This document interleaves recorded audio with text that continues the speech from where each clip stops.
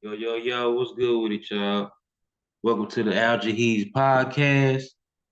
With your boy Gullah Jabiri in the building, pseudo killer stand up.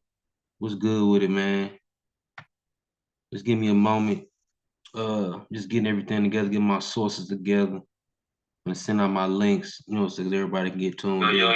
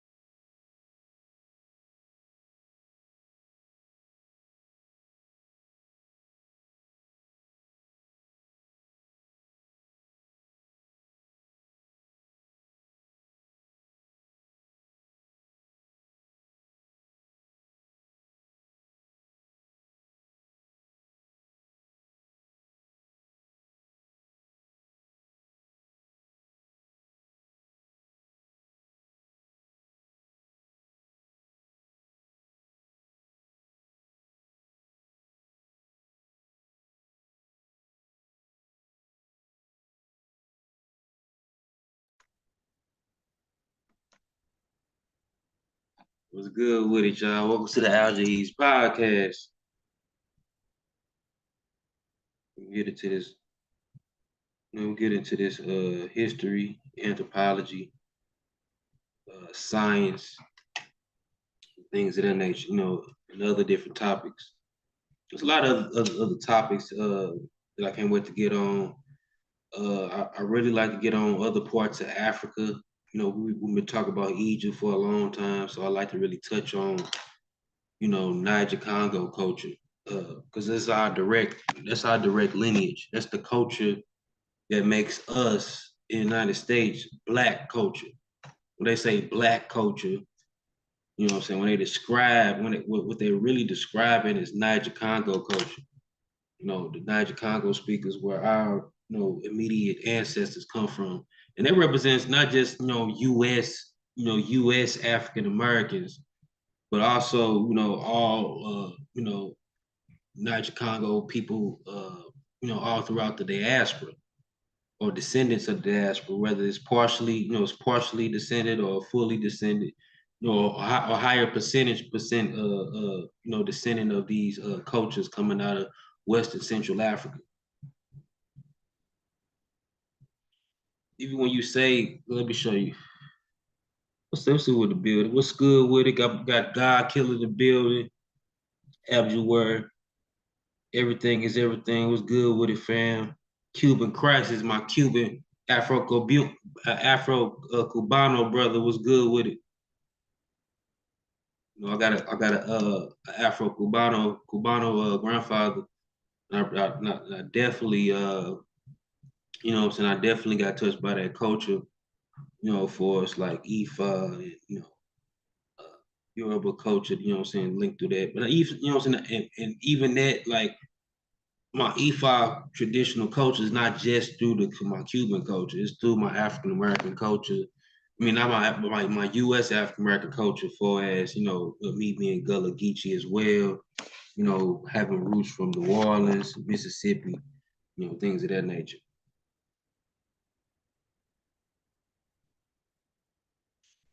We'll get it to it, man.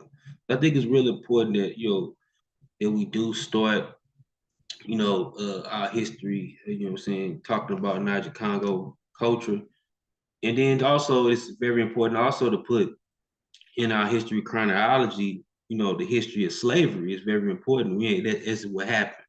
People have to get over that. That's our history. That's part of our history. We were, Niger Congo people who were enslaved. And on this show tonight, I'm going to be talking about, the technology and artistry among the early Niger Congo people. because a lot of that stuff, leaked in. A lot of that culture leaked in, and it's some of the reason why we are great. As U.S. Africans or Niger-Congo descended, people of United States and all throughout the Americas, people who have quote unquote African ancestry, or what I would like to say, to be even more specific, Niger-Congo ancestry.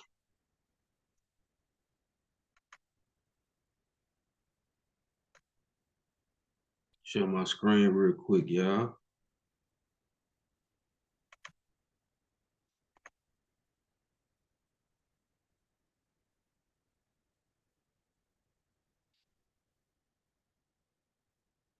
Hold on real quick.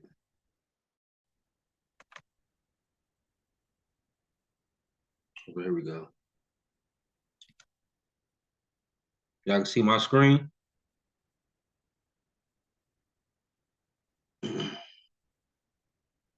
Let me get a 2 if y'all can see my screen. Okay, let me go to, I'm gonna start with Wiki first. I'm just to show an example of what I was talking about when I was talking about diaspora. Then we're gonna get into, our artistry. How people, some people be trying to say, oh, Niger-Congo people, they weren't that good for making mud huts and all that. No, we were very advanced for who we were. You know what I'm saying? We brought a lot of contribution to the human race, to the human species. For West African cultures or Niger-Congo speakers. Let me see, African.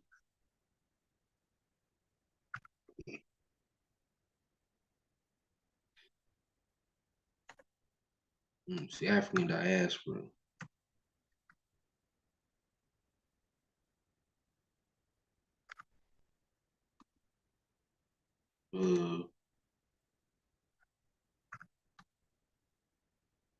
The Americas.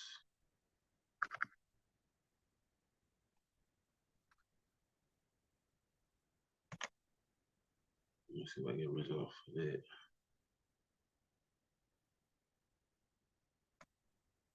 The African diaspora in the Americas, African diaspora. I'm gonna see what both of them say.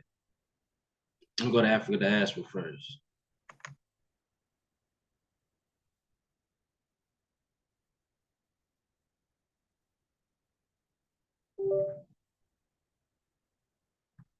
You might hear it say,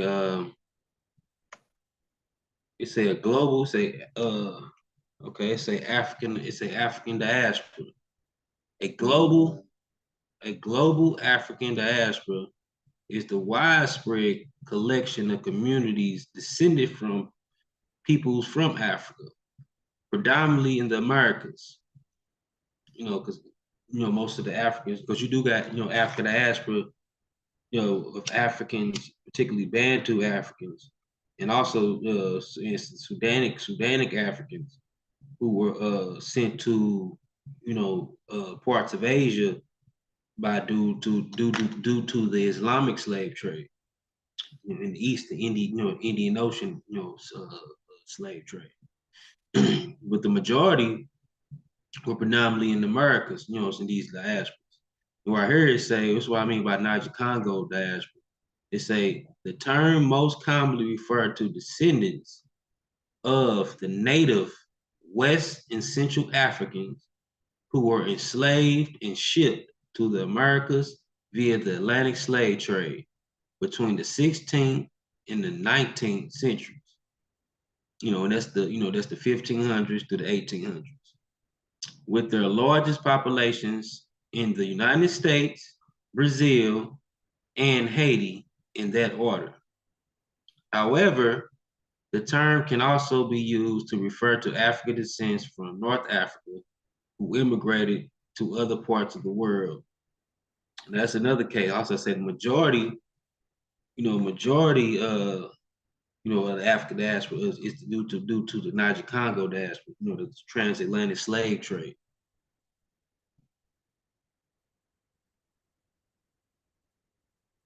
Yeah, we've been building stone, doing texture. I talk about that. I got a show.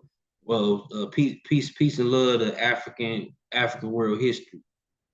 Uh, yeah, I got a show. I got a whole show on. I talk about Dortetch, and I'm gonna come back. I'm gonna come back and forth with Dortetch on that topic too. I got a lot of sources that I also talk about, and I can just break down them sources. You know what I'm saying? Talk about different subject matters concerning that particular topic. And now I'm gonna go back and show y'all. Let me see. And I'm gonna have a whole show. This subject in itself deserves a series. And I'm gonna break. I'm talking about Niger-Congo culture as a whole now. On other shows, I talk about other aspects of it, of the culture for us, the society, the origins. You know what I'm saying? Where the people came from. From the pre-Haliocene period, where their ancestors, the Niger-Condofian populations, came from the western Sudanic part areas. The western part immediately west of the Nile Basin, and migrating into the Green Sahara, somewhere around starting around somewhere around 19,000 years ago, uh, and then somewhere around 12,000 years ago, them being in the central Sahara region, over time migrating into West Africa, and then during the desertification, somewhere around I say 6,000. I say somewhere around 9,000 BCE to 6,000 BCE. You know what I'm saying? These people started to slowly migrate. You know what I'm saying? Deeper and deeper south into West Africa. You know what I'm saying? As people as we know today, intermixing with the West African hunter gatherers who are already there. Another late Stone Age people who migrated through Shumlaka.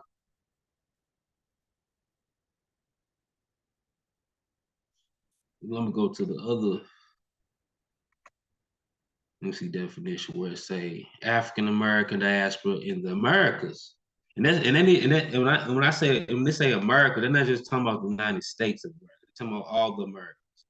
North and South America, the Caribbean, the continents. That's the reason why they call our country. I know we call it colloquially, we call our country America, as a catchphrase, colloquially.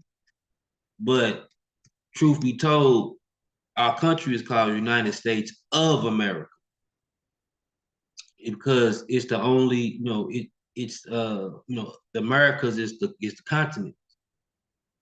The reason we you know shortly call our country America, and we call ourselves Americans or African Americans, is because our nation name is the only nation in the Americas with the continent name in the nation's name.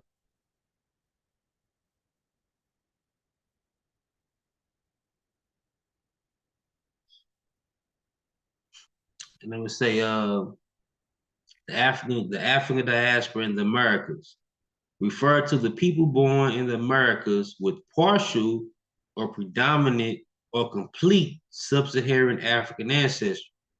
Many are descended of persons enslaved in Africa and transferred to the Americas by Europeans, then forced to work mostly in European-owned mines and plantations between the 16th and the 19th century.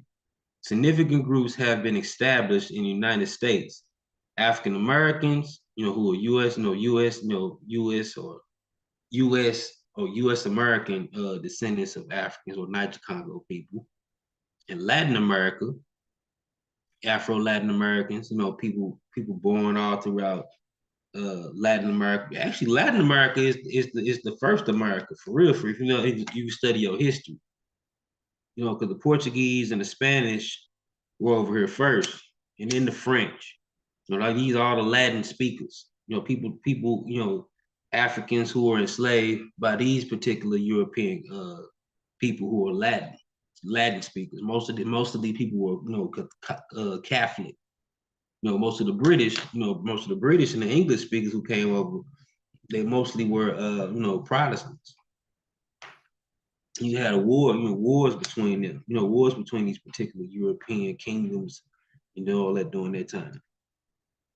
That serves a whole nother purpose, a whole nother show, a whole nother podcast, series I could talk about them different that particular historical them particular historical events between the wars between the European colonists during early colonial periods in the Americas. It's a very interesting history. Even a lot of the pirate history has a lot to do with that. You know what I'm saying? Because a lot of these countries, especially England couldn't even afford a navy. You know what I'm saying? To even go up against the Spaniards and the British at first. During the time of Queen Elizabeth, they had to hire, they had to literally hire buccaneers and pirates and shit. You know what I'm saying? That's why they call Queen Elizabeth the Queen of the Pirates.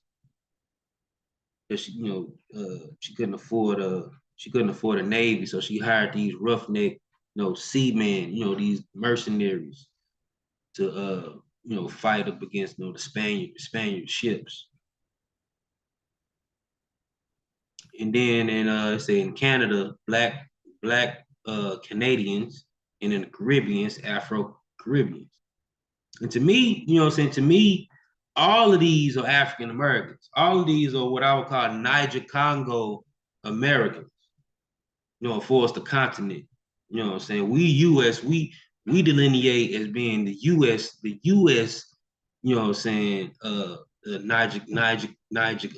Niger Godolphin or Niger-Congo Creolized Africa.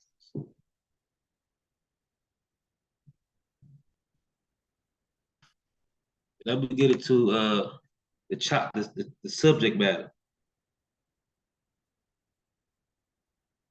Yeah, he said, yeah, she hired the shooters. Hell yeah.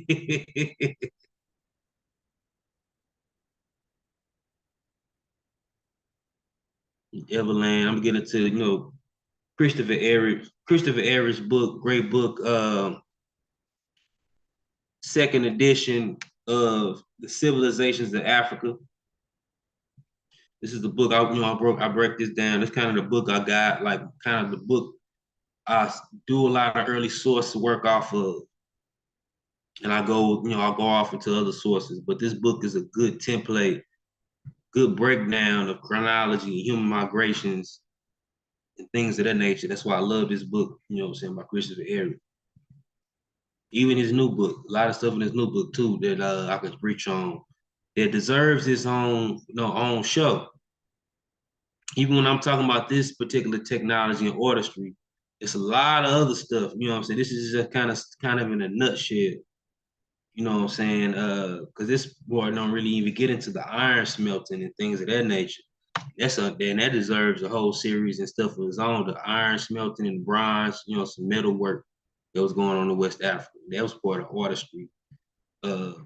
Heavy subject matter of technology and artistry that was cutting edge. In West Africa during these particular ancient times.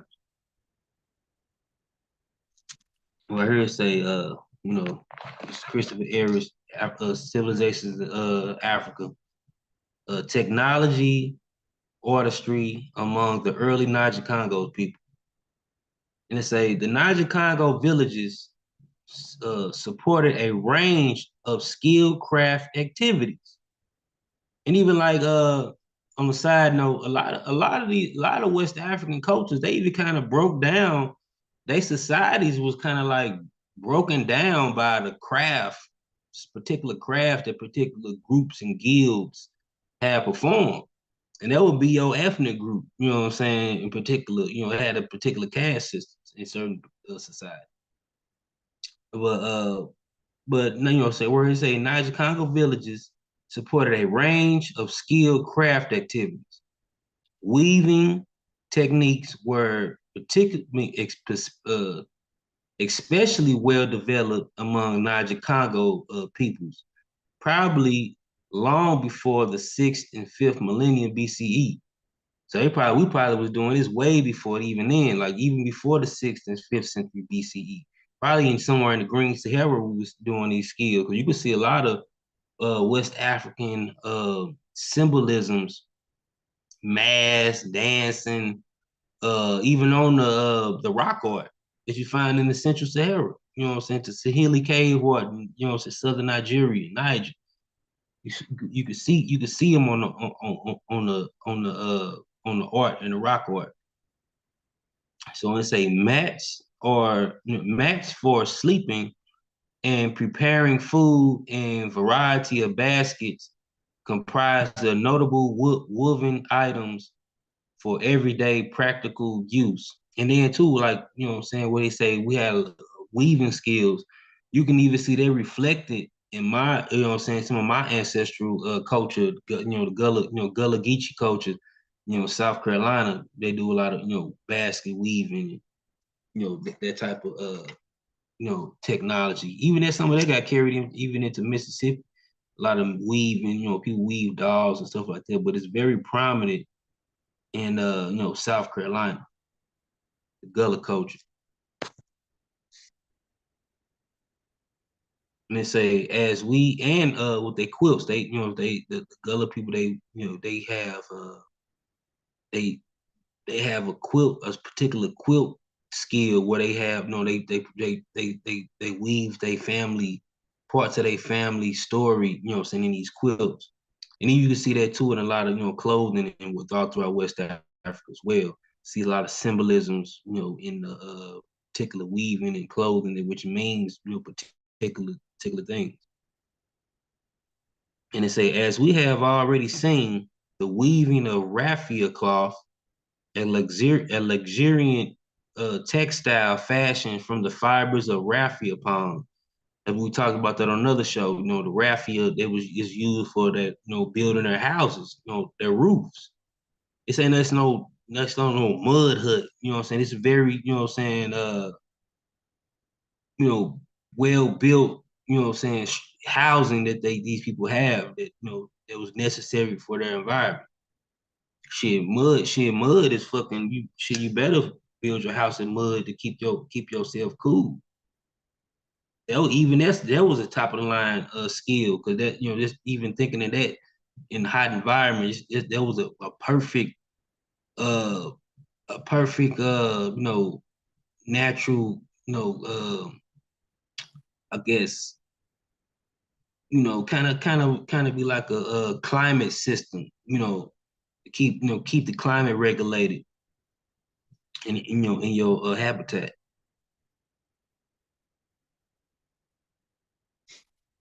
And then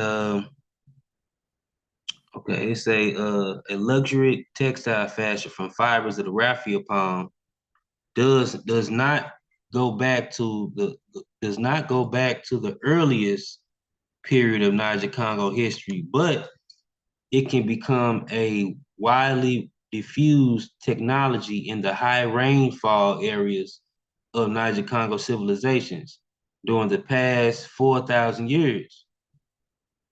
A probably much older Niger-Congo cloth making technique that did not involve weaving was the fashioning of bark cloth.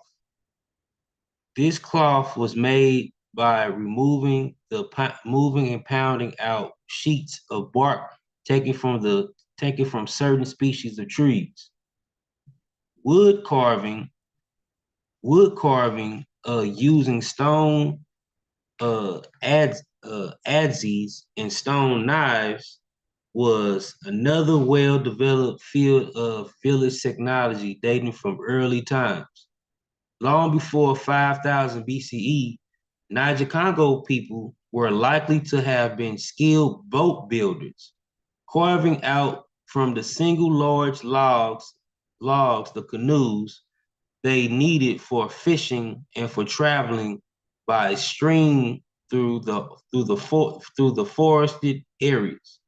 And don't be slick, abos. You know what I'm saying? I don't know how I'm gonna try to sneak in. You know how the pseudos do. They'll sneak in. Oh, they were great boat builders. They might have migrated to the Americas. No, no, no, no, no. They built these boats particularly to navigate through forested areas, river forested areas, and probably river woodland savanna areas. And if you find the oldest, you could like you found the oldest canoe actually in West Africa. You can find the oldest canoe in archaeology. One of the oldest canoes in archaeology you found in West Africa. And say even earlier, the skills of wood carver, the skills of the wood carver created a particular Niger-Congo contribution to the world art history. From probably the earliest periods, Niger-Congo peoples carried on a powerful tradition of figure sculptures in wood. That's why when you look at West African art, you always see them wooden wooden structures, wooden statues, wooden figures that tells a history and story, of our history. Even on them carvings, those carvings are the kings and queens and different things that was going on in society. It was painting a picture. You see a lot of that wood carving going on, even with the masks. You see the mask all over West Africa. And they say almost everywhere the ideas of Niger-Congo civilization spread, wood sculpturing spread too, with the artists drawing on this tradition to develop and elaborate a great variety of regional styles, expressive motifs.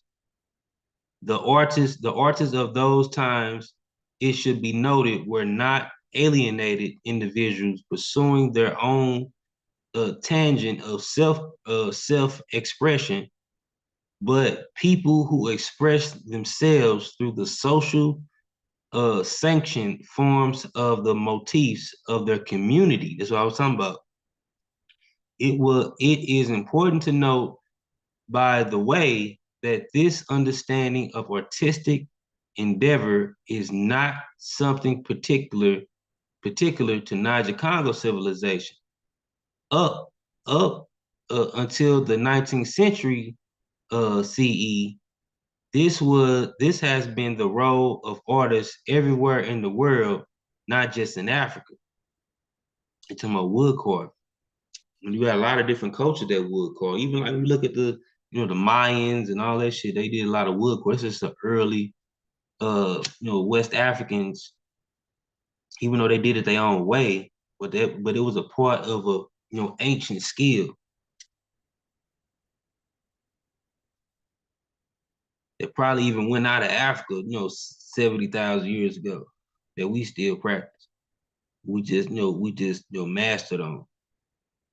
Because even when you look at those, you look at the wooden heads of the, what's it, the Olodumare statues of the, of Nigeria, the Yoruba people. You see Oduduwa face structure. They look exactly like, realistic. Even more realistic than the Egyptian shit. Yeah, we said the Dafuna boat. Yeah, and they say one personal art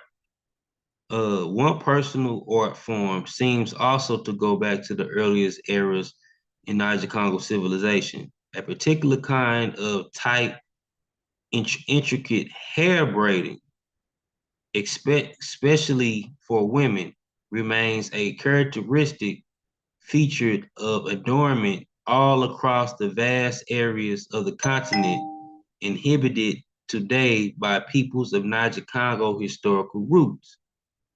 In the past 5 centuries, Africans took this kind of hairstyling to the New World, where here in the United States, it can be called cornrows. See, and it's all over, it's the diaspora. You see cornrows in Colombia, uh, uh, Puerto Rico, Cuba, uh, Dominican Republic, Haiti, Jamaica, you know what I'm saying? You see the cornrow, Belize, you see it all over. The Caribbean, Central America, North America, South America, see the cornrows that we brought from, Niger-Congo's, civilization. And even some instances the cornrows was used for, was used as maps. You know what I'm saying? Like it's for some particular, African ancestors that was in Colombia.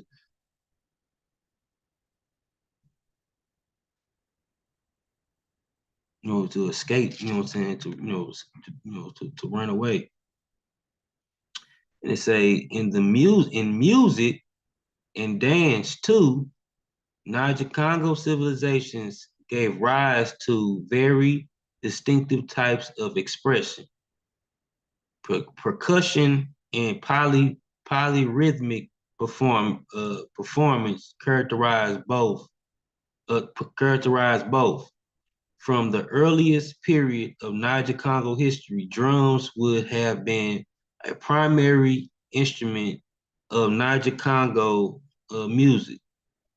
For at least the last several thousand years, highly developed types of drumming involving drums of different pitches beaten simultaneously to different intertwining rhythmic streams have been a common and widespread feature of such music. And then too, like in West Africans, like anything we play, any instrument we play it like we playing a drum. Because like North African, the North African main instrument, North Africa and Northeast Africa, and like the Horn area, their main instrument is them string instruments. If you notice, if you ever listen to their music, it's them string instruments. They the inventors of that shit. But you got areas where this shit overlaps, particularly like in Mali, you know what I'm saying, where you had the string instruments, the kora, things like that. But people had contact and it, you know what I'm saying, and it leaks in and you know what I'm saying, and it mixed with them drums. You get a very unique sound, you know what I'm saying? So like we the drum. It's like when you look at James Brown, remember James Brown movie? He said everything a drum. He said, what's that? We said, what instrument's that? He said, that's a drum. What's that? A drum. Everything a drum. That's some Niger-Congo shit. That's West African shit. We the drums. Even on that the Sahara Cave or Central Sahara, you see them drums. That's what makes hip hop so unique. That's what make Afro-Cuban music, you know what I'm saying, Niger-Congo Cuban music so unique. I love salsa. I love that beat. You know what I'm saying? I be at work, with a bunch of it's a bunch of Mexicans I work with. There's also other Spanish speaking brothers too from other different countries. But the particular Mexicans I work with, they're not Afro Mexicans, you know what I'm saying? Afro Mexican, they try to hide them, you know what I'm saying? The Afro Mexican that live in, Costa Chica, you know what I'm saying, Veracruz, them places, you know what I'm saying? They still got the drum beat in they music. But the most of the Mexicans, that we all see are mostly, in the caste system will be categorized as mestizos or castizos. But they're just, mostly, you know what I'm saying, particularly to be more correct, or they mostly Spaniard people mixed with Native American people. So we don't see a lot of the, you know what I'm saying, the black Mexicans that there are black Mexicans. We don't see a lot. Even some of the ones that, some of them got black ancestry too, but not a lot. You know what I'm saying? But you do have black Mexicans that, don't really, you know what I'm saying, get out of the, to see the, you know what I'm saying, the rest of the world really don't see them really too much. But they do exist, and I do acknowledge them. You know what I'm saying? Shout out to the black Mexicans. They are peoples, they are cousins, because they descendants of Niger-Congo people. But anyway, when they play their music, you hear a lot of fucking, it sound more Spaniard. You know what I'm saying? Even like the Cuban, the regular Cuban, the Spaniard Cuban, like Cuba got other music too. You don't just have salsa, it has like the standard Spaniard music with just fucking guitars and shit. This shit's boring as hell. But you know what I'm saying? Some Mexican music is good. I ain't gonna lie. But a lot of this shit can't compare to salsa music because it has that drum beat. You can't compare that shit to tumba. You can't compare it to that shit. You know what I'm saying? That drum beat is something different. You know what I'm saying? I be playing that shit at work. You know what I'm saying? I play my sauce. I play my Afro Cuban All Stars. You know what I'm saying? I play that music and shit. Motherfucker, they turn that shit down. They can't do nothing. They can't do nothing with it. That shit be jumping. You know what I'm saying? Basically, music have nothing but tubas and fucking accordions. Shit sound like some Steve Urkel shit.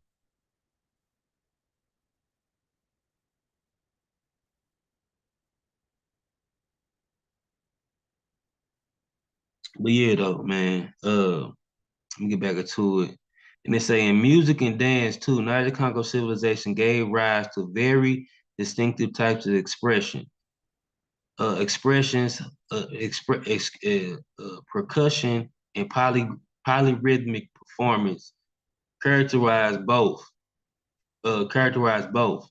From the earliest period of Niger-Congo history, drums would have been the primary instruments of Niger-Congo music. You have, man, we spoke with drums. We spoke with drums. We've used drums as fucking languages. Like even in Cuba, Colombia, other countries, uh because we come from different Niger Congos, Niger Congo it has various different languages. So they are related, but they are different. You know what I'm saying? And everybody can understand each other all the time. So, when we brought over here in Africa who spoke different languages, some of the Africans couldn't, understand each other verbally, but we could understand each other through them drums. That's why they took them drums away. Them drums had a language. We talked to each other with them drums, even though we couldn't even speak the same language. You know what I'm saying? That's how a lot of us even communicated with other tribes that we couldn't, you know what I'm saying, understand them verbally, but we'll talk with them drums. They have a certain meaning.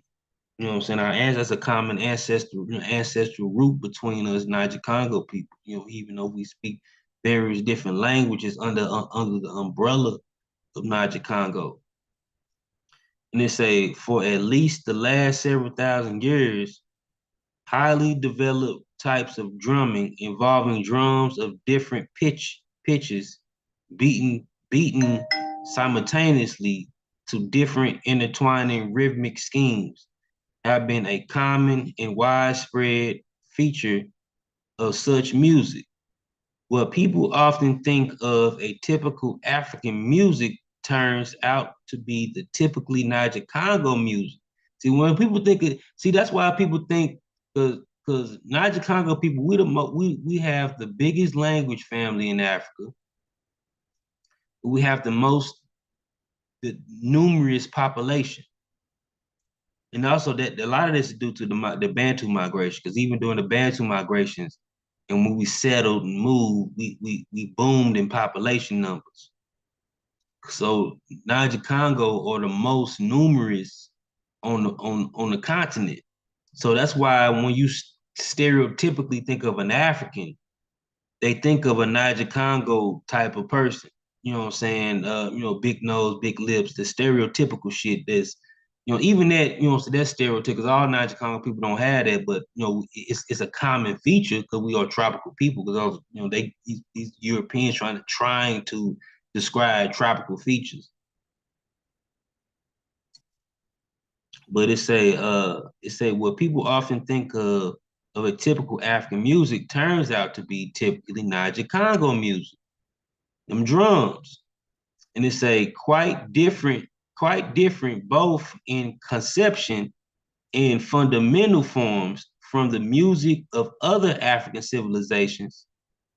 In this music lie the historical roots of modern day genres of ragtime, jazz, and rhythm and blues, as well as rock and roll and reggae and salsa and merengue. We can go on and on and on and on. Even in country music got the banjo. You know what I'm saying? You don't even have country music without Niger-Congo, contribution to to that, American style music. And there are some very good, African American country singers. And it's a drum making by the way, was another early important skill of ancient Niger-Congo woodworkers.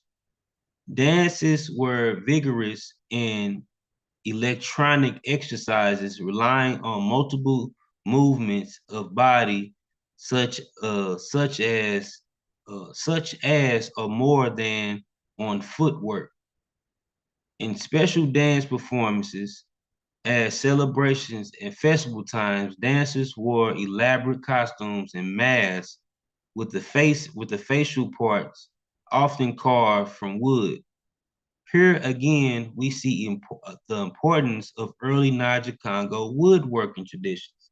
And you can even see the masks, like I said again, on the rock art in all throughout the Sahara, where you find the particular, because you got a particular type of rock art all throughout the Sahara. All the rock art in the Sahara are not the same. You have what you call the round head rock art. When you look up the round head rock art, you see a lot of these cultural traits that I'm describing. You know what I'm saying, with the mask and the wood carving, the dancing. See a lot of that on the rock art in the Central Sahara. You know what I'm saying? That's why a lot of when we talk about sub-Saharan Africa, you know what I'm saying? Some of these people, you know what I'm saying, especially not even the language, not your Congo language, the proto languages, you know what I'm saying, coming from the east, from the Niger-Congofian, from the Niger-Congofian languages.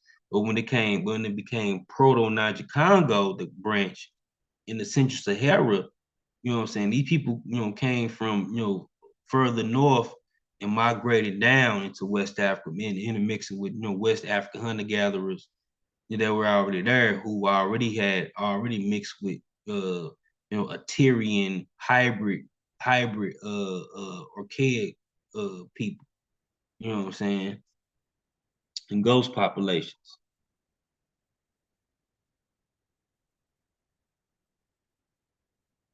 Yeah, I did read. I think I got that PDF. If that's what you're talking about, you see right here, you got some of the, you got the art. You see, you got the, antelope heads. You say Chihuahua sculptures from Mali, and an Igbo mask from southeastern Nigeria. And say these sculptures present present in ancient and recurrent motif, a horned antelope figure in the art of Niger-Congo people, but a motif taken in possess uh, opposed directions. The paired Chihuahua figures gracefully soar in keeping with their earlier historical use among peoples in Mali Empire in ceremonies, appealing to ancestors and God for good harvest. The smaller Chihuahua figure expresses another ancient Niger-Congo sculptural trope in the mother and child. Igbo sculpted mask, on the other hand, conveys terrifying power, mobilize, and deflect spiritual danger. And that's the next topic I'm talking about next week: religion and medicine in Niger-Congo civilization. I'm not gonna talk about that tonight. We're just gonna talk about the technology and skill. And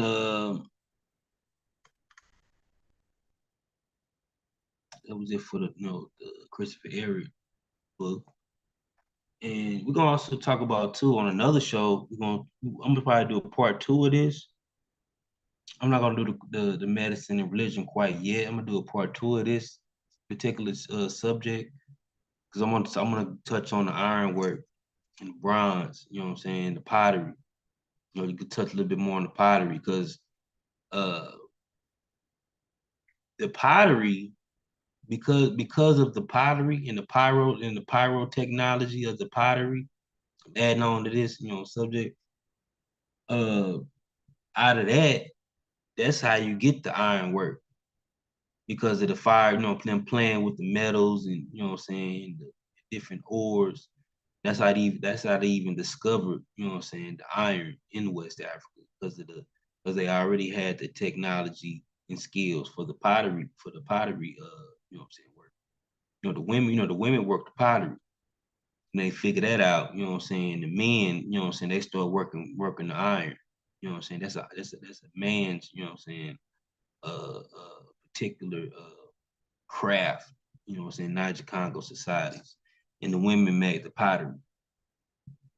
But if it wasn't for the woman, the man wouldn't even discover the iron because they had the pottery on lock. We used to build, the men, of course, we would build the, what I'm saying, the pottery was for the women. Pottery furnaces.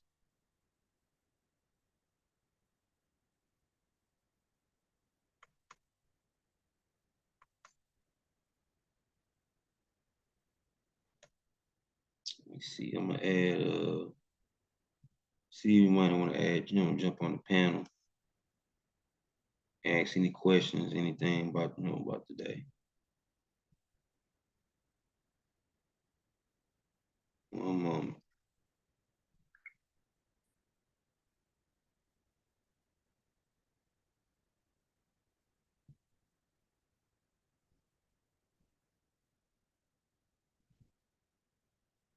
Put the link in the chat. Let me look up the round head art real quick and show y'all something about that. Round head. Here we go. Round head period.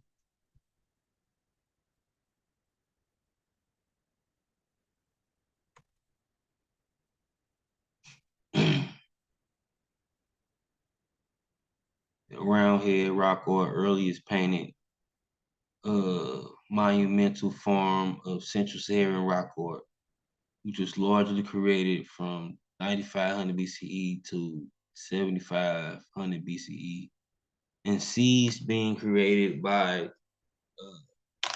3000 BCE or BP. The roundhead period preceded the Cal Isuf period, followed by the Pastoral period. The roundhead rock art uh, number up to several thousand depictions in Central Sahara. Human and undomesticated animal, Barbary sheep, antelope, art forms are usually portrayed with a variety of details. Look, dancing, look, this the cultures even we were just talking about. Dancing, ceremonies, mass, and spiritual animal forms in painted round head rock art. Painted round head rock art and engraved Kel Isuf rock art usually share the same region and occasionally the same rock shelters. The roundhead rock art of Tassili and surrounding mountainous areas bear considerable similarities with traditional sub-Saharan African cultures. What they mean by sub-Saharan is, Niger-Congo culture.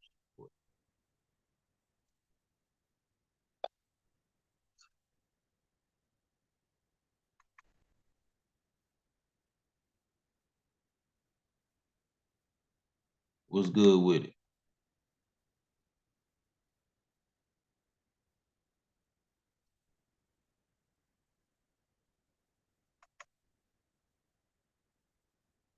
What's good with the world history?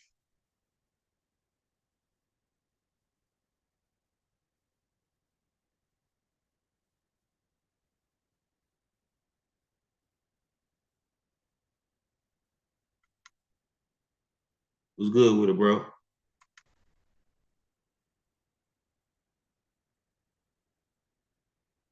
Was good with it.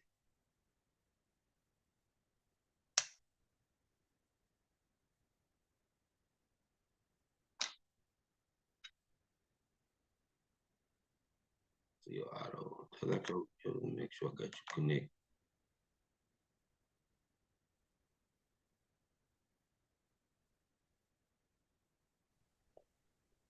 Yeah, it was good with it, bro. Peace, man. What's happening? Was cracking, dog. Chilling, man. Yeah, It's a good show you got going on, man. right on, bro. I appreciate it, man. Appreciate it, man. Just try to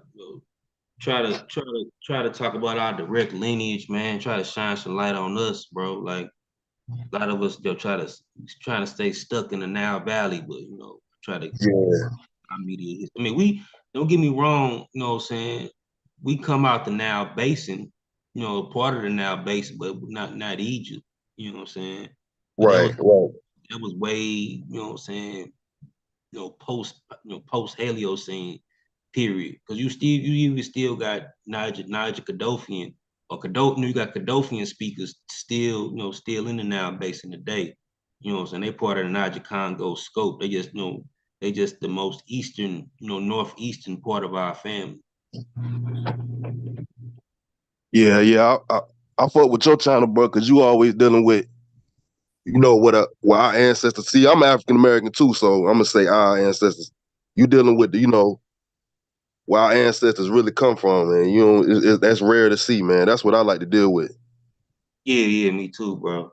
Me too. It's interesting to me, bro. Like we was like we our culture is dope and rich, bro. Like and even like the stuff we do today, you know what I'm saying? You can link it and link, you know what I'm saying? It got a straight cultural lineage to the shit. You know what I'm saying? When you look at the even all throughout like, Spanish America, the Caribbeans, South America, even us, even all the way up to Canada, you can see you can see the cultural links. That's Most why I definitely. say, yeah, that's why I say, that's why I put an extra spin on it when I say, shit, the African diaspora is the Niger Congo diaspora. That's really, it's in our direct lineage.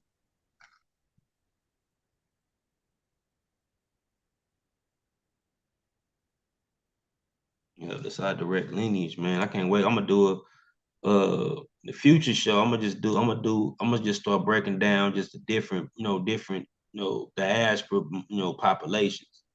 You know what I'm saying? I'm gonna break down us, the African American, what I'm saying, the United States, talk about the Africans, descendants in Canada, Mexico, all throughout the Americas. I'm gonna just, be breaking it down, kind of like a, series. And I want to Right. get into the religions too, like the diaspora religions. So we brought a lot of our culture, traditions, and religions, with us over here too. They get got synchronized into the society or creolized. Yeah, I'm from South Carolina, man. Down here we got you heard of the Oyo Tunji village? Oh yeah, yeah, yeah. I heard it on your Tucci. Yeah, most definitely. Yeah, a lot of people don't even know about it, man. The Yoruba village. Yeah, yeah, because that particular village, they started in New York at first, Right, and right. then they came down, they came down to Carolinas and shit. You know what I'm saying? Well, I guess they figured like shit, they already got the Gullah people down there, so we can do it down there. Right. You know what I'm saying? Yeah, I got Gullah, because I'm a mixture of things. I got Gullah ancestry, I got ancestry from Louisiana, and I got, people from Mississippi, which, a lot of them come from Virginia, like the Tidewater Creoles. That's what really Virginia is, Tidewater Creole. You know what I'm saying? North, and I got some ancestry from the Maroon, the Maroons from North Carolina. Yeah. Hmm. Yeah, it's real. Yeah, it's real interesting, man. Yeah, Yeah. I've been checking out your channel for a minute, bro. One of my favorite presentations you did was on the Titchy. Oh yeah, the artistic. Yeah, Yeah, yeah, I be on Titchy real heavy, man.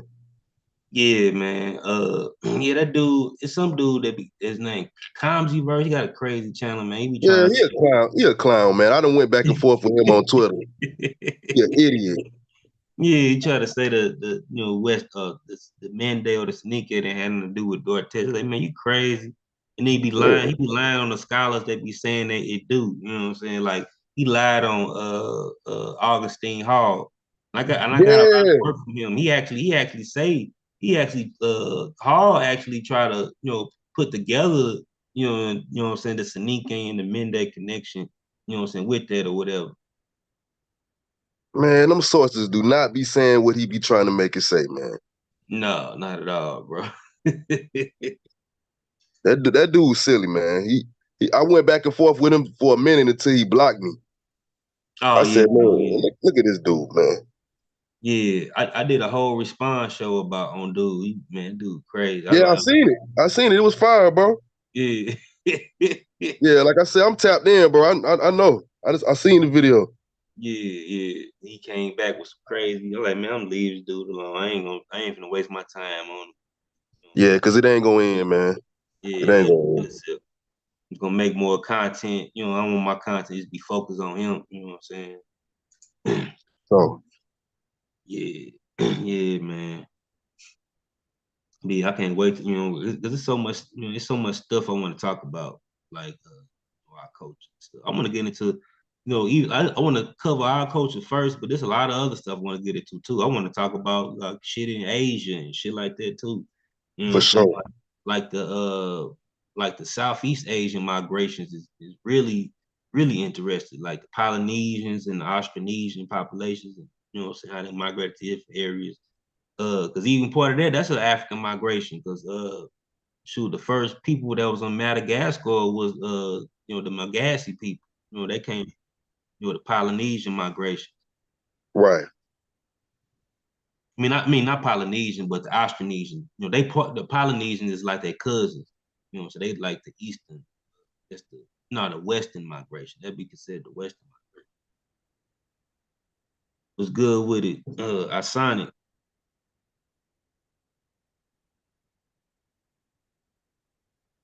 But yeah, the Malagasy, the Malagasy people, they was on Madagascar even before the Bantu migrated there. Yeah. That's a real interesting history. A lot of us even have a small percentage of African Americans have a bit of Madagascar ancestry too. Because the Portuguese, some of the Portuguese brought some people from like Southeast Africa, some of the Bantus from that region, like from Mozambique, Malawi, and, you know what I'm saying. That brought a little bit of people from Madagascar too. It was a South African brother that I be building with. He put me on to like he was saying the early humans have like a Australian Aboriginal look. Like when they compare the skulls, they Yeah, cluster more yeah, with them. yeah. That kind of blew my mind. Yeah, because that's because the Aborigines, they a mixture anyway, because they got like, they mixed with Denisovan, archaic humans type shit anyway. But our early humans, anyway, we had like that, more of an archaic type of, look. You know what I'm saying? Even if you look at like Homo one man, like Homo two, like Omo 2 look more archaic, what I'm saying, more so than Omo 1 did. What I'm saying? I guess that type of feature was like fluctuated at one point in time. And even when you look at some of the Tyrian skulls, they look have that more, thicker eyebrow ridge and shit like that. Right. It's like a throwback, some type of old ancient look. Yeah, when you look at them, you can see it. You know what I'm saying? Yeah, for You can real. definitely see it. Yeah, you can see it in them, man. You can see it in them in some of them Papua New Guinea people. Yeah. Yeah, you can see it in them too.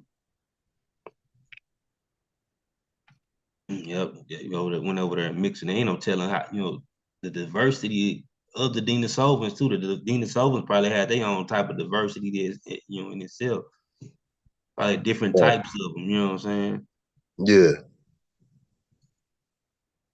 Yeah, it's a lot of a lot of shit I can, but talk about. I'm gonna talk about different people in the India, and that's in the future shows. But for right now, I'm cracking on. I'm cracking on this Niger-Congo people and people of the diaspora.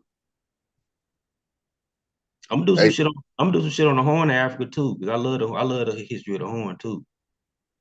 word. Hey, Gullah, you familiar with Robert Burnett? Robert Fournette. No, I never heard of him. Okay, he an archaeologist that deal with Titchet. He got a website where he got the photographs from the excavations that he did. Yeah. Where he got some of the real images of Titchet. I'm gonna try to put the link. I'm gonna put the link in the chat.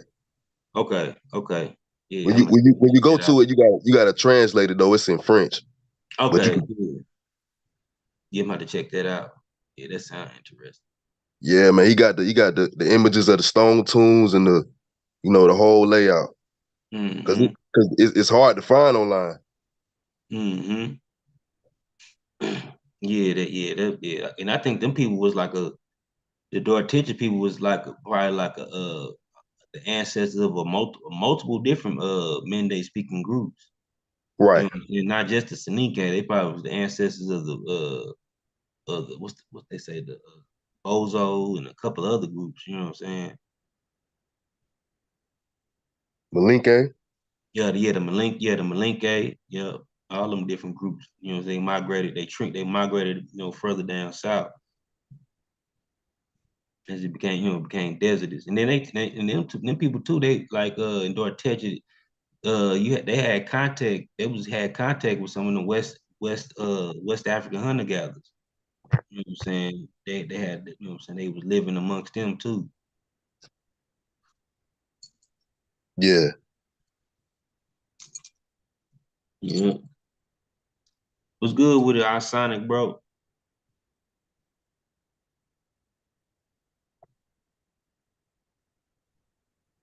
His mic ain't on. He probably can't got it, probably doing Hey, something. Gala, can you hear me? Yeah, I hear you now, bro. Sorry, I have two different mics, so one of them connects at times and the other one disconnects. First of all, I just want to say you are awesome, and I appreciate every time you hit the link to stream and share your information. So thank you. Yeah, right on, bro. Appreciate it. Oh yeah, you gotta hear the link right on, bro. I'm Even when you definitely gonna hit check that out. panels on some other streams, I'm like streaming like a little kid at a concert. Gala, gala, gala. Yeah. Gullah Page is a jewel, man. He low key right now, but it really need to be blown up more than a lot of this other clown shit that's out here, man. To be honest with I'm with you, my brother. I'm like, I don't know how to say this to you. Okay, Lamont, I'm not American. I am East African born and I'm in Canada, okay? you. Okay. So when Gala shares his information, I sit back as a student and I'm like, this is a powerful brother and I'm willing to learn from him. There's other Indeed. bro there's other guys that have like, let's say, um, bigger platforms because of whatever they're spilling and how long they've been streaming and how consistent they are and they grew and I understand that. But I'm like, bro, they are just messing up the overall community, whether we're from America, Europe, Africa. I'm like, the hell with you guys. Then Gala gets on the panel or he streams himself, and I'm not kidding. As a man in his 40s, I become a little schoolgirl. Gala, Gala, go, go, go, go, go. Yeah, He is man. freaking awesome, and he teaches me, and I'm willing to always sit back and just say, you know what?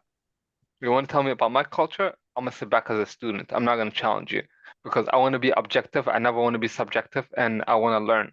And I don't want to be one of those pseudos people who wanna just prove a point or be a confirmation bias kind of person. So Mm, Gala, bro, thank you for the fact that you bring objective truth to the community globally.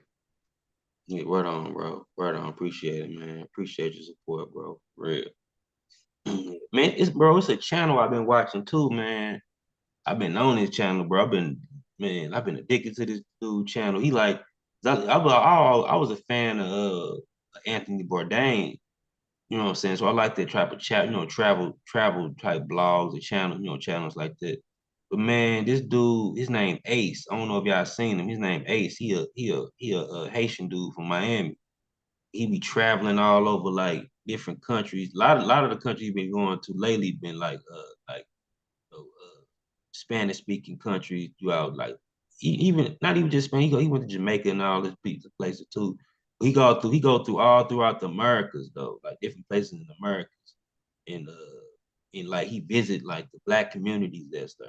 You know what I'm saying? He went to Mexico, he went to Colombia, he like really kicking with the black people, like you know what I'm saying, our cousins, you know what I'm saying? People of the diaspora, coming from Western Central Africa, different populations. Shit dope. Yeah, that's dope. And it's a lady too. She got a channel called Freedom is Mine, and she talk about the different African cultures in different countries all throughout the diaspora. Yeah, that's what I've been on lately, man. Been, trying to crack that open and so we talk about us and just have a breath of fresh air.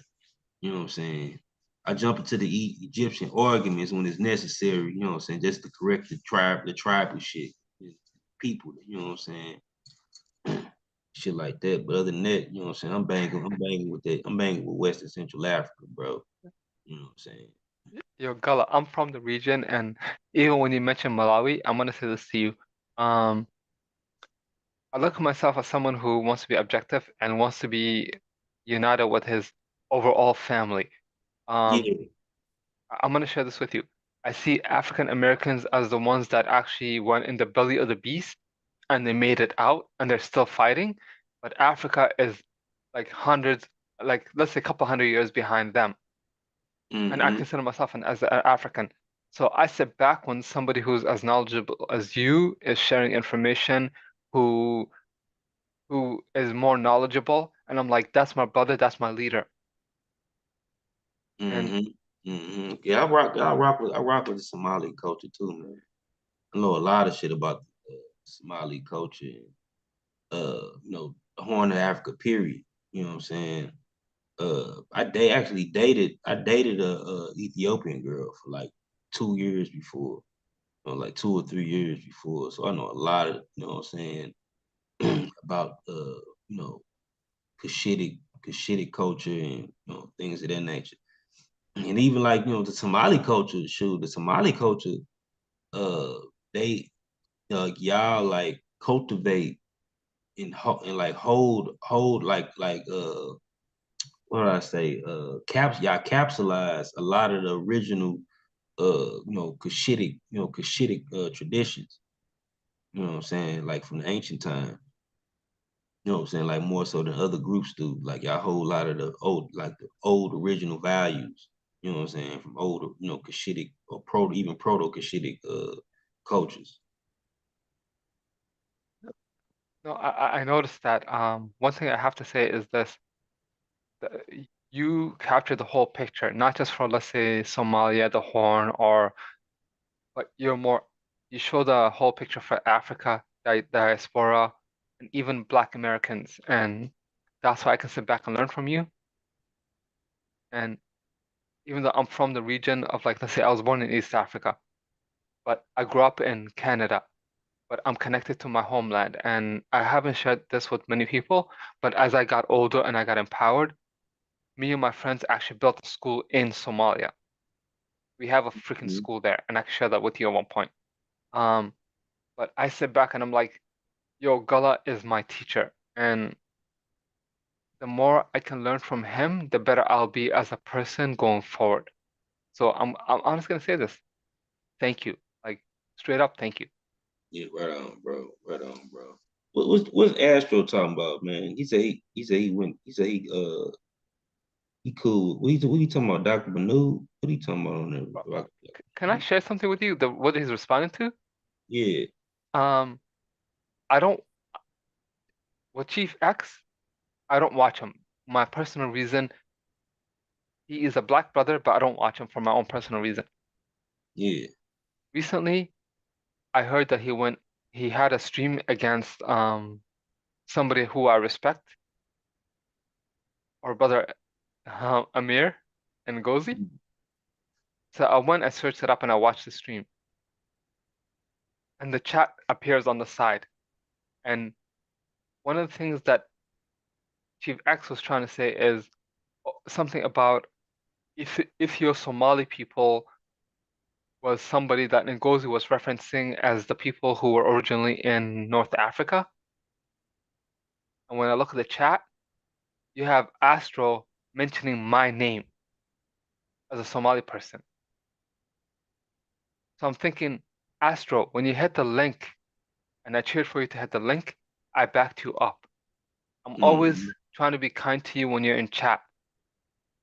When Chief X is attacking our brother Ngozi, why are you putting my name in chat? Then his response is, I go in for Dr. Benoob too. I'm thinking, I don't care who else you go at, but I shown you respect. Someone you watch on YouTube is going at somebody I respect, and you decided to use my name in chat. Yeah. Does, does that make sense? Ngozi don't even say that Somalians with North Africa. He said people that were like Somalians. You know what I'm saying? Because it's real. You know what I'm saying? Because they, the early Afro-Asiatic people, when they went up into the Nile region, there was something like Proto-Cushitic people. There was a mixture. There was a mixture of back migrated Basal Asian and these Amadic type groups, which made what I'm saying, these North Eritrea branches or whatever. You know what I'm I, saying? I agree with you, Gala, but one thing I have to say is this. As being a Somali male, my paternal line is EV32. Yeah, it come from Egypt. So then what is Astro disagreeing about what we just said right now? Where did it come from? Yeah, it come from Egypt. It come from southern Egypt.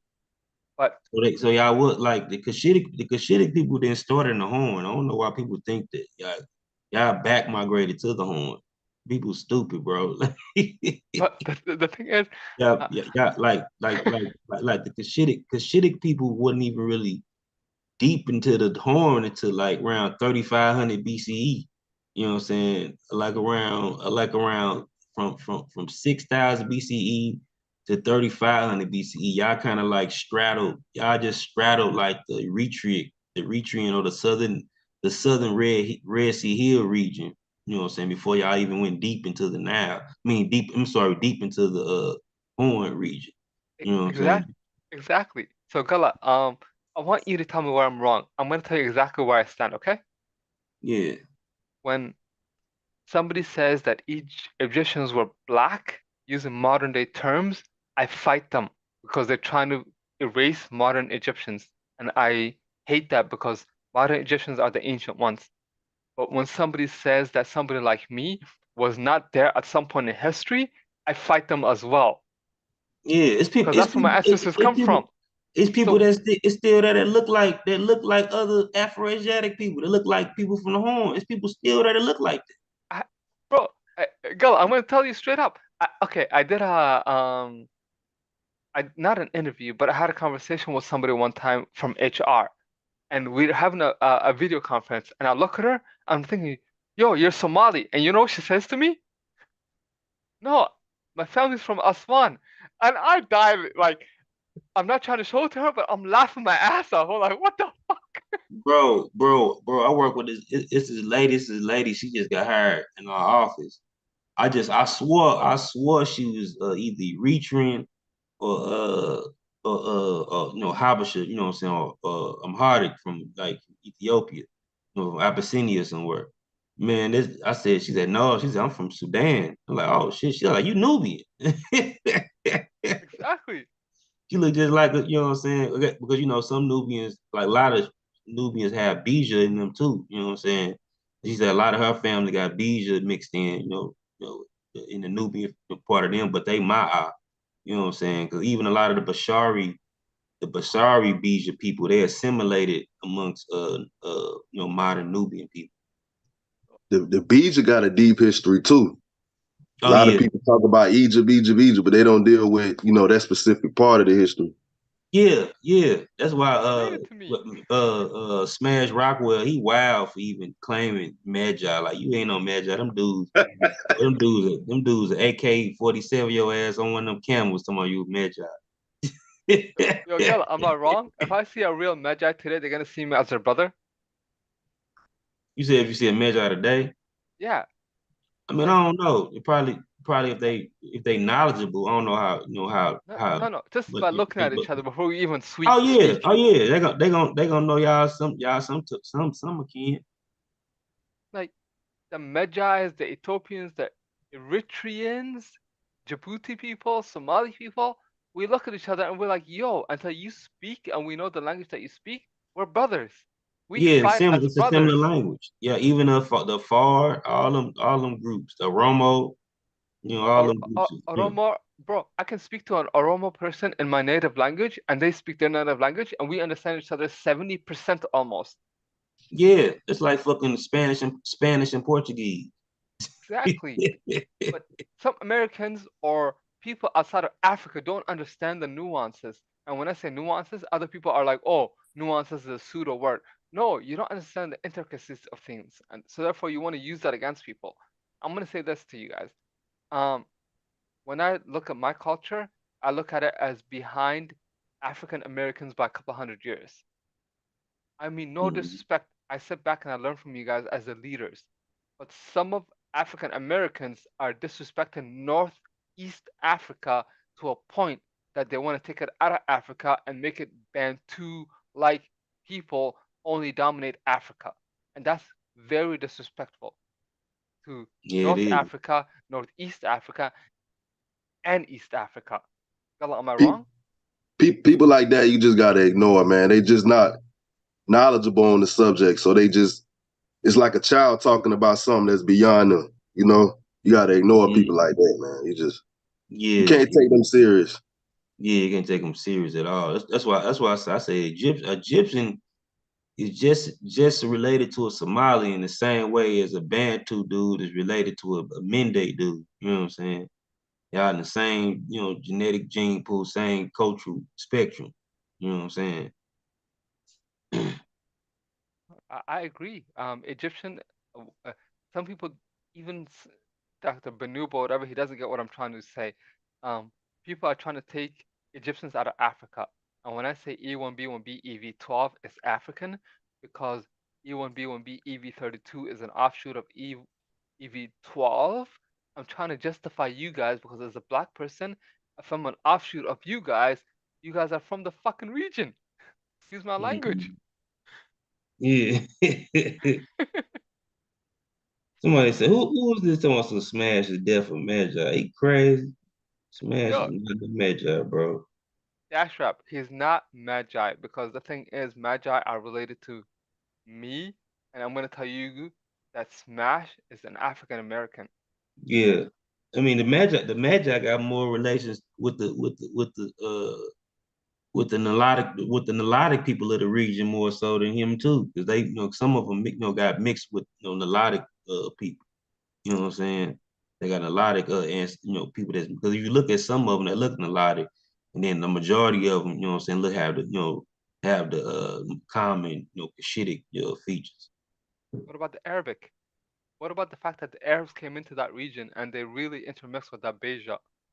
Yeah, they did too. Yeah, they got the Arabic features too.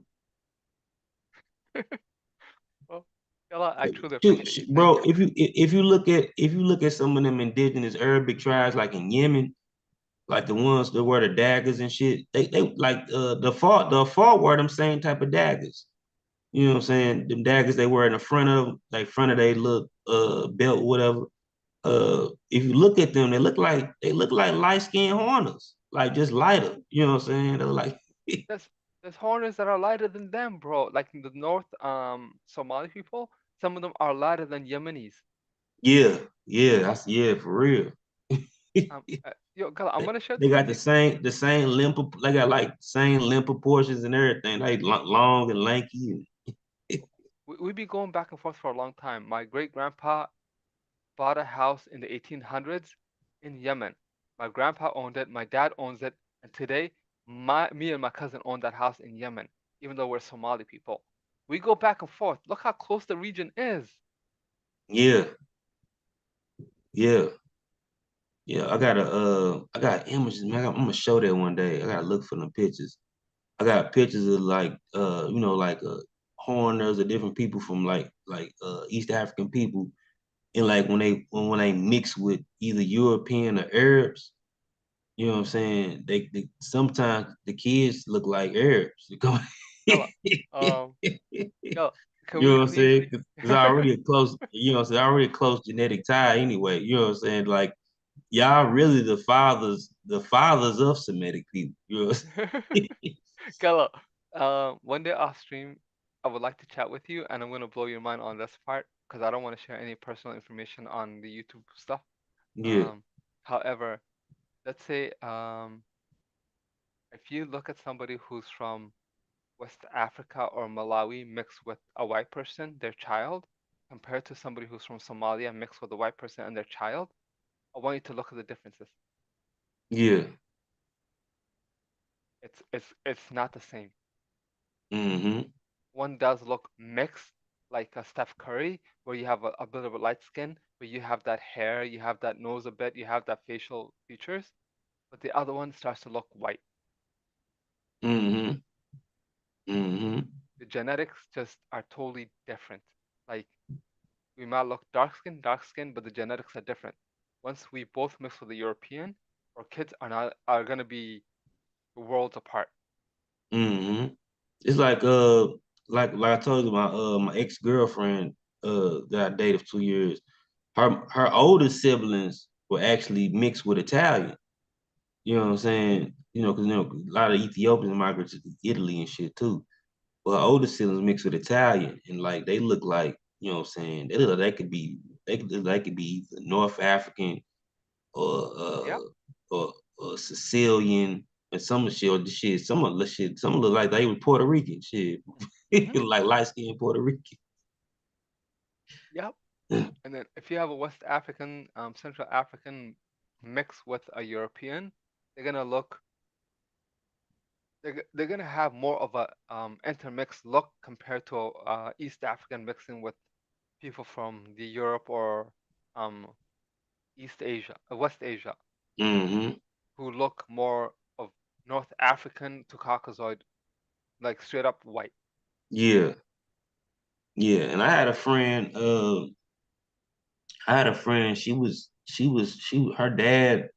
her dad was I think her dad worked for the World Health Organization. He was from Guinea. He was a Fulani dude from Guinea Bissau. And then her mama, she grew up Habesha. The language she knew was Amharic. She grew up, Ethiopian. You know what I'm saying? But she looked like, you know what I'm saying? She looked like Fulani, like she was straight Fulani though. You know what I'm saying? Because her daddy Fulani, but her mama, Habesha, East Africa. But she, grew up, in Addis Ababa and everything. You know what I'm saying? She's gonna look East African because the Fulani, I feel like they do look East African when I look at them. Like, wow. Yeah, yeah. And then she had another sibling. Her dad had with another woman I think from what that girl was from. I think she was from like the Cameroon or something. She looked a totally different, totally different way. Well, Dashra, I'm gonna say this to you. Please go visit Africa. Go to Ghana. Go to Nigeria. Go to Congo. Go to Ethiopia, and even go to Somalia. Please go do that. She'll go to Kenya. Shit, Kenya will blow his mind. Yeah, a North lot of mix, Kenya, a lot of mixture there. yeah, North Kenya is full of Somalis, and then the rest of it is from people who did migrate during the Bantu expansion. Yeah, yeah, and North Kenya got a lot of Oromo too. It's a lot of Oromo in Northern Kenya too. They do. Yeah. With Oromo, like I told you, I go to my friend's house who's Oromo, and when I speak to his mom, you know what I speak? I speak Somali to her. Wow. Like I don't know how to share this. Like if I go to an Oromo's house and I speak to the parent, I can speak pure Somali to them, and they're Mm-hmm. gonna speak back to me because they speak Oromo language, which is very close to Somali, so they know the rest of the Somali language because it's so easy for them that they just speak directly to me. Yeah, It's like just going speak. to my auntie's house. Wow. So it's And probably like uh like like Irish, how Irish people talk. You know what I'm saying? exactly, You gonna exactly, catch like, or somebody from Jamaica. You know what I'm saying? They speak in English, but it's gonna be some different shit in there. But you gonna still understand it. You know what exactly. It's like I'm listening saying? to the Patois language. It's like you can understand what they're saying, so you can speak back to them. Yeah. But it's even a bit closer because some of the words are straight up understandable. Another one is a rundile. I think you understand this. Some people might be difficult for that, but the Yeah, rundile Rondila, clan, yeah, yeah. yeah, Yeah, they look we like they got a lot of mixture with the my side with them. exactly. But this language they speak is an offshoot of the Somali language. Damn. Yeah, it sure is Rondilla. Yeah, it's part of the eastern lowland Cushitic languages. Yep. The Omatana, they're the Omatana group that settled there and started to intermix with the Maasai and the Nilotics at some point. Yeah, yeah, yeah. And then you got the South Cushitic groups too that migrated there early.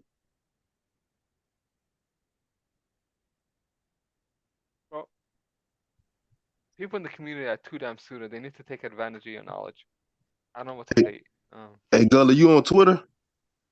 No, I ain't on Twitter. I need to be on Twitter, man. I gotta get into Twitter. I ain't really got into that world yet. Okay, okay. I'm about to get your email because I wanna send you a documentary that I found where they went to Mauritania and they video it. Okay, okay. I bet. Yeah. I But hit as you. far as online, did that link work? Yeah, it worked. Yeah, yeah, I got it. Okay, Yeah, okay, cool.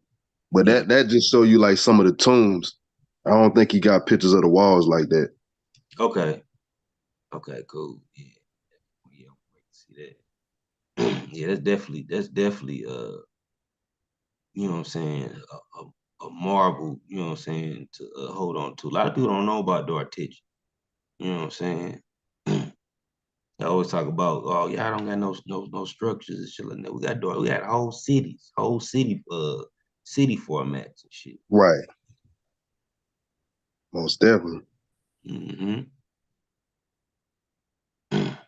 But shit, I'm gonna end this show. We're gonna do this again. We're gonna do this again next week for sure. We're gonna talk about I might do a part two. Uh we're gonna talk about the iron smelting and shit that was going on in the West. Cause when we was talking about technology and artistry, I'm gonna get into the iron and the bronze work that was going on in West Africa. Please do. And Gala, one thing I have to say is one, I know you have a family, but I wish you can stream more often. That's me being selfish. Another thing is you're in multiple discords, but I wish that you can have your own discord so you can have your own community growing. Oh yeah, yeah, yeah. Yeah, it's all coming, man. It's all coming together, man. I got, What I about got. you hit me up? Oh yeah, for sure, bro. We can put that together. I'm being selfish because I truly appreciate your knowledge. Every time you stream, I'm just like a little kid running to his favorite teacher. You know what I mean? Yeah. Well, all right, man. Right on, brother. Brother Lamont, B. Lamont. You know, Yeah, good show, man. Peace. peace, Well, brother. Lamont, Peace. good meeting you, bro. Have a Same here, great day. bro. Yeah, peace, brother. Our Sonic. We're gonna do this again. On another, Saturday Night Live. On the Algie He's podcast. Yeah. Please don't make me wait. You All have people right, y'all. brainwashing me. All right, y'all. Keep it easy, man. Yeah, bro. Stay Peace, safe and bro. stay dangerous.